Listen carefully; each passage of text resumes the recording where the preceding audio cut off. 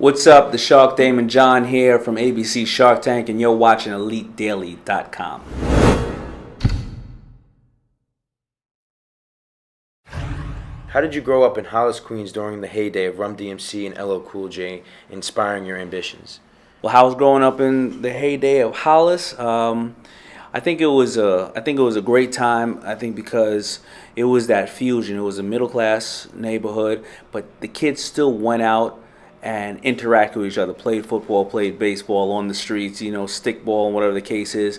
But then the coolness started coming around. So we started seeing this guy, Russell Simmons. He was just driving around these cars, and we would see him in papers and magazines and everything in Europe and Australia, and just doing his thing. But he wasn't selling drugs. He wasn't hustling. He wasn't a pimp. He wasn't selling crack. He wasn't doing anything like that. He was slinging music. He was having a good time. You can't even say he was working, actually. So growing up in that time, it was such an energy, as well as this music that came over from the Bronx was hip hop. And it was such a raw music. And in New York, Queens, besides Long Island, was considered the softest borough. So when the hip hop started coming out and the kids in Queens started becoming known for it, and LL and MC Shan and all those guys, we actually felt like we had a voice. Forget even the world. We had a voice now along with all the boroughs, because we kind of adopted this music that really was coming out of the Bronx. So it was a magical time. We're rising, surprising, and often hypnotizing. We always tell the truth, and then we never spit no lies. College obviously isn't for everybody. I was able to, also get an opportunity to start my career, not going back to college. But what were some of the lessons that you had learned around the time you decided to start establishing your own path instead of going back to school? Well, I started to realize that by not going to school that I wasn't as smart as I thought I would be. I took that I'm going to take that year off type of decision, and all of a sudden I didn't go to college. Now you got me being a waiter. I'm 22 years old, and all those people I thought were idiots in school are now coming back from college. I'm serving them shrimp, right? So it was embarrassing, as well as that whole I'm going to be a millionaire very soon. It didn't work out like I thought. It was really hard to make a first million because I didn't make it for many, many years to come. I was buying these, it was kind of the in thing to buy crash cars, go and get them fixed up and resell them. And I just, the math with me was no problem. I'll buy 50 of them, I'll make a profit of X amount of dollars, and I'll be a millionaire next week. Well, didn't work out like that, and I was serving all my high school friends shrimp and Red Lobster when they were coming back from college. So it was embarrassing. And I think that what changed my life wasn't the fact that I wanted to become a millionaire. What changed my life was the fact that I wanted to make these clothes for myself, for other people, because nobody respected this market. I was doing something I loved, and then all of a sudden it started to take off. Can you tell me a little bit about that, once that passion finally, caught on, and you finally decided, this is something that I want to move forward with, and a little bit about that first product and how it kind of all took off from there? And then did you ever decide, at that point it was like no slowing you down, right?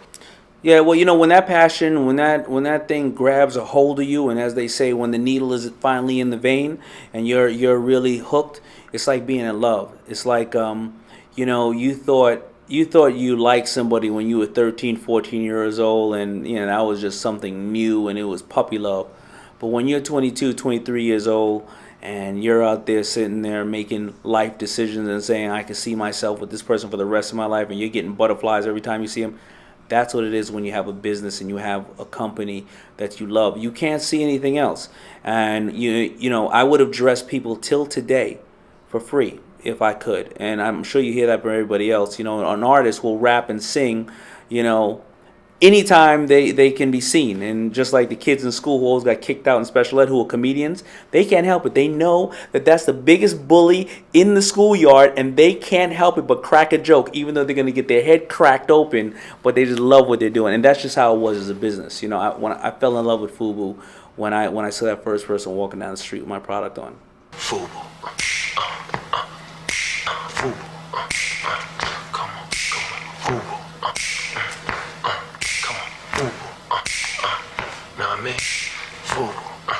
Developing a sexual product is one thing, but creating a lasting brand legacy is completely a different beast in its own. What core values do you maintain from your early days at FUBU in your new ventures?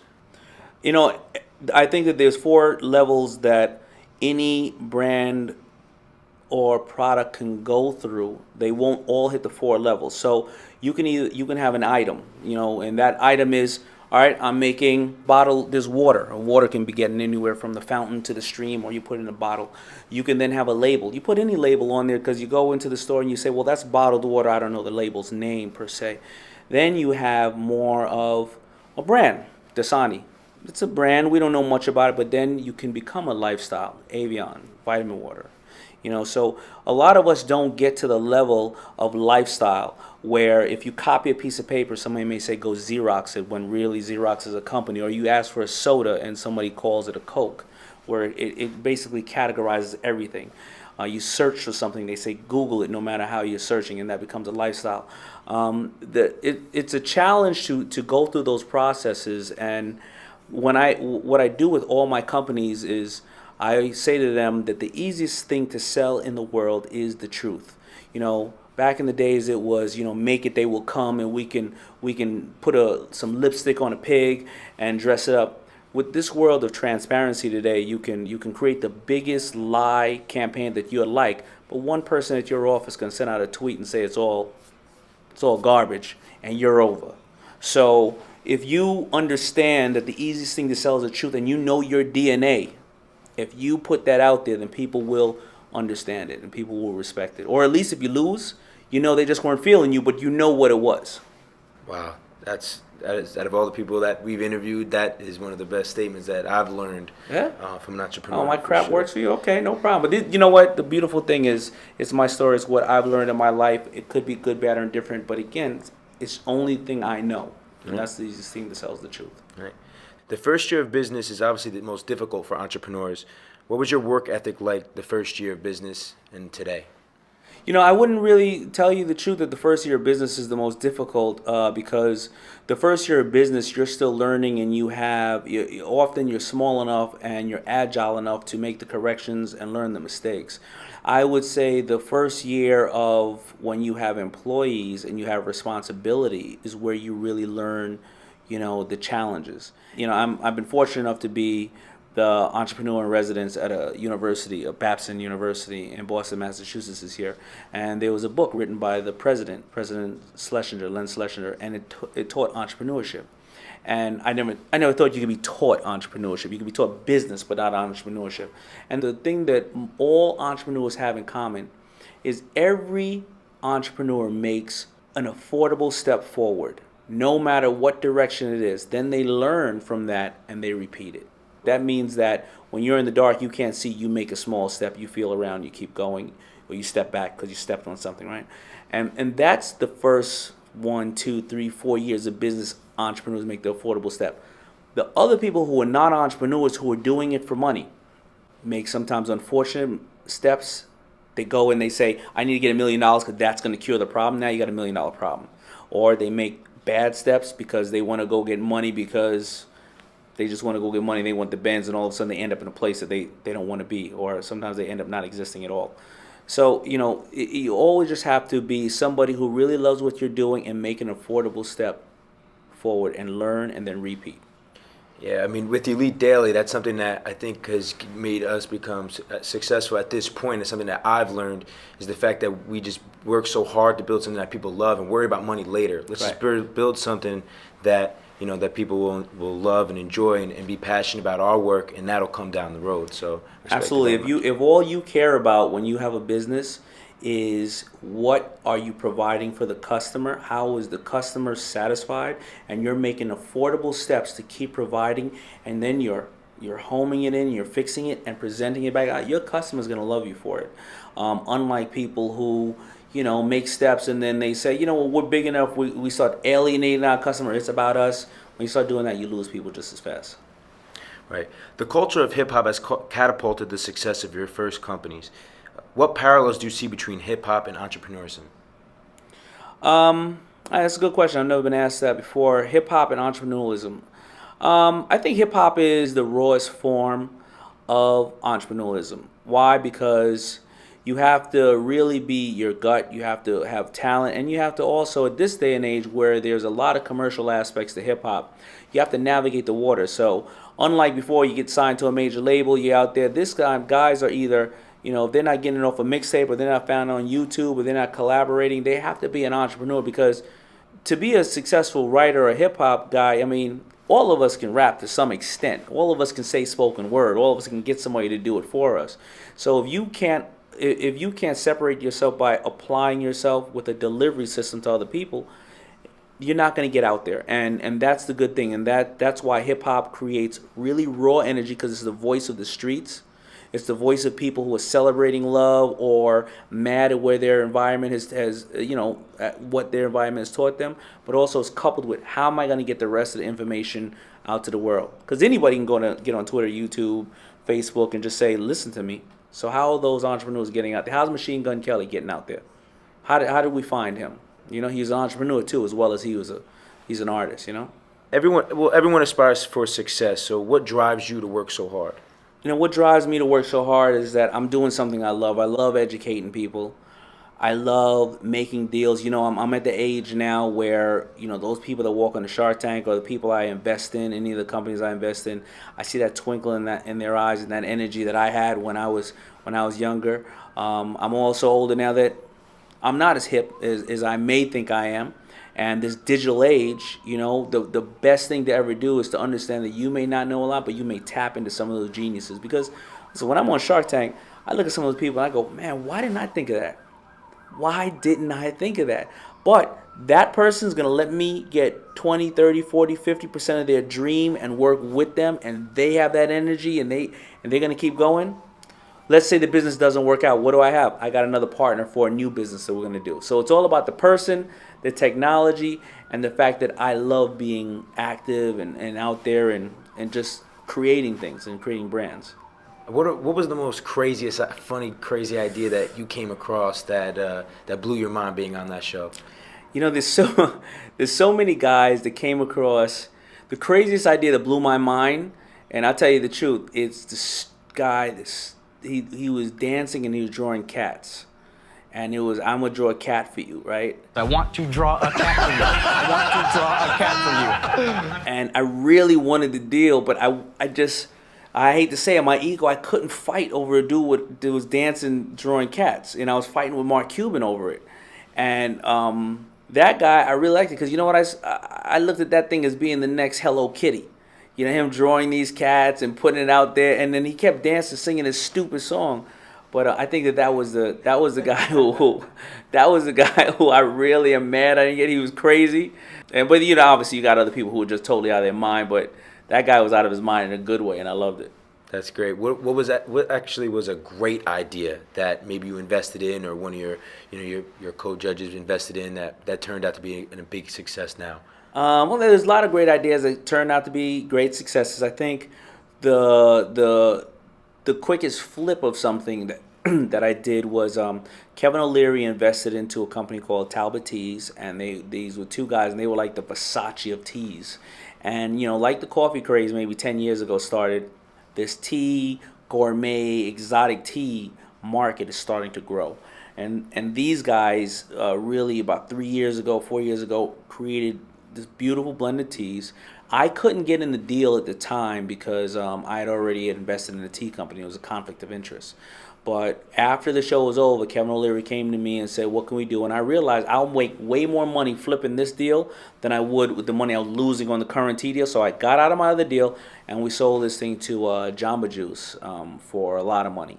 So the Talbot Tea guys are happy because they're millionaires now, and they see their dream come true when you have the name Talbot Teas in Jamba Juice. And as Kevin O'Leary would say, we got to wet our beaks a little bit on that, and so we're excited about it. Congratulations on that. Thank you.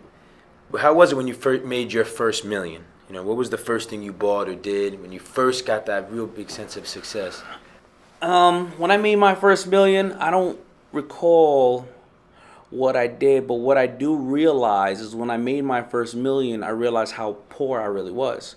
And poor in the sense of material worth, because when you make your first million, it takes you about $1 million to get out of the debt that you have to be comfortable. You pay Uncle Sam, and then by the time you take care of Mom and a couple of people, and you buy yourself a decent home. I'm not even talking about something crazy, and a car and a couple of things. You're about even.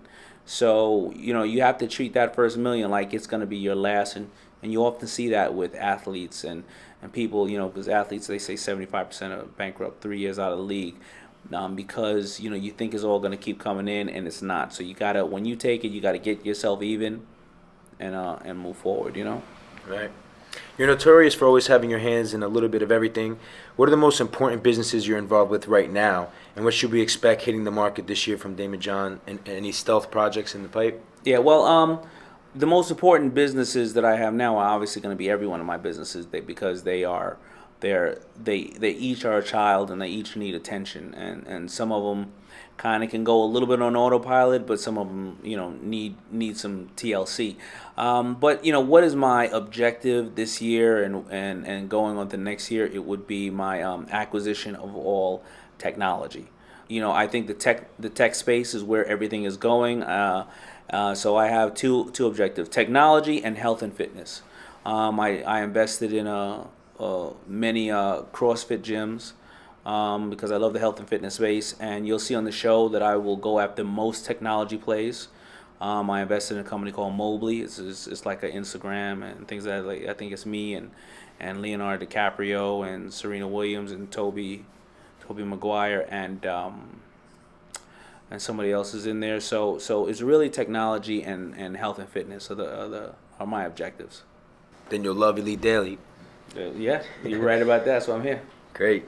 The hip-hop clothing industry was an extremely competitive market in the 1990s, during which established many brands and startups, and they all fought for the loyalty of both the consumer and the artist. How were you able to succeed in this era, getting all those artists involved? The way I succeeded is because, first of all, I had 3 amazing partners. It was not done by myself, and we were able to be 4 places at one time. So first of all, second of all, Forest Bias was never about a color. Forest Bias was about a culture. A lot of people don't know that. My stepfather is a white Jewish man, that taught me, you may be pro-black, but you don't have to be anti anything else.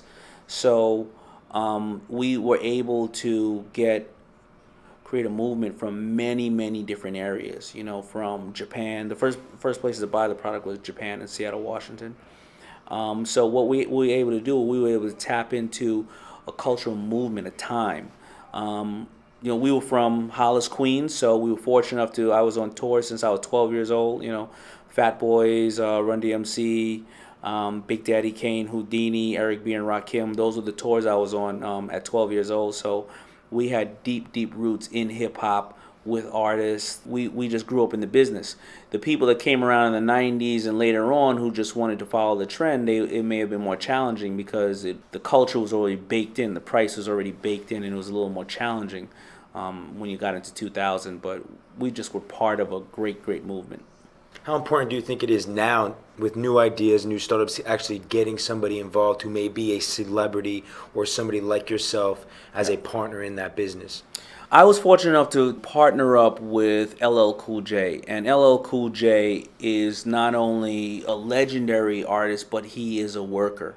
If you get involved with anybody, know where it is. If you get involved with an investor and you're looking for capital, then don't call the guy every day. Because if you go into the stock market as an investor, nobody that I invest in stocks are calling me. Apple's not calling me. Nobody's calling me when I put my money in. So if you're looking for an investor, understand where it is. If you're looking for a celebrity, understand if you're going to have a worker. If you are going to just take one picture and put it all over the place, no problem. But if you need that person to show up, you need that person to really eat, live that brand, and make sure you get in bed with the right person.